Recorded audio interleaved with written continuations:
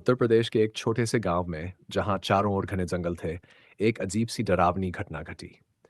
गांव के लोग साधारण जीवन जीते थे, पर अचानक भेड़ियों का आतंक शुरू हो गया।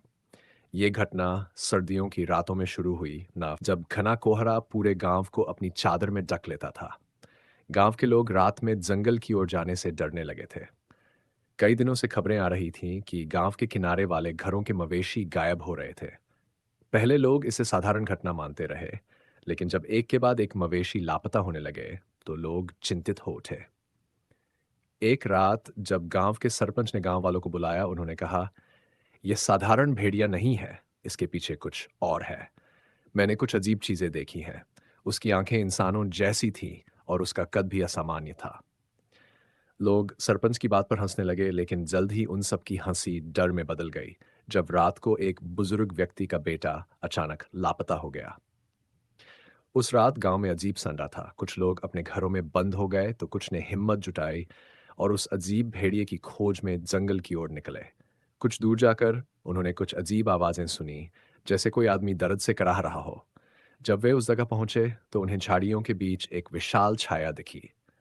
भेड़िए जैसी आकृति, लेकिन उसके हाथ इंसानों जैसे थे। उसकी आंखें जलती हुई लाल थीं और वह बड़ी क्रूरता से मवेशियों को फाड़ रहा था। गांव वालों ने चुपचाप पीछे हटने का फैसला किया, लेकिन तभी वह भेड़िया उन पर झपट पड़ा। उसके हमले से बचने के लिए वे इधर-उधर भागने लगे। कुछ लोग जख्मी हो गए, पर किसी तरह गांव लौटने में कामयाब हुए। अगले दिन गांव में डर और आतंक का माहौल था। लोग सोचने लगे कि यह कोई शापित प्राणी है। फिर एक बुजुर्ग औरत ने कहा, यह वही है। यह गांव की पुरानी कथा के अनुसार वह शापित इंसान है, जिसे वर्षों पहले इस जंगल में भटका दिया गया था। उसने गांव के लोगों को धोखा दिया था और उसे शाप मिला कि वह भेड़िया बन जाएगा। यह सुनकर गांव के सभी लोग मंदिर में इकट्ठा हुए और प्रार्थना करने लगे। पुरोहित ने गांव के बाहर पवित्र धागों से एक घेरे का निर्माण किया और कहा कि अगर गांव के सभी लोग एक साथ मिलकर प्रार्थना करें, तो उस भेड़िए का अंत हो सकता है। गांव वालों ने रात भर जागकर प्रार्थना की। अगली सुबह जब भेड़िए का आतंक फिर से आने वाला था, गांव के बाहर के पेड़ों से एक जोरदार चीख सुनाई दी।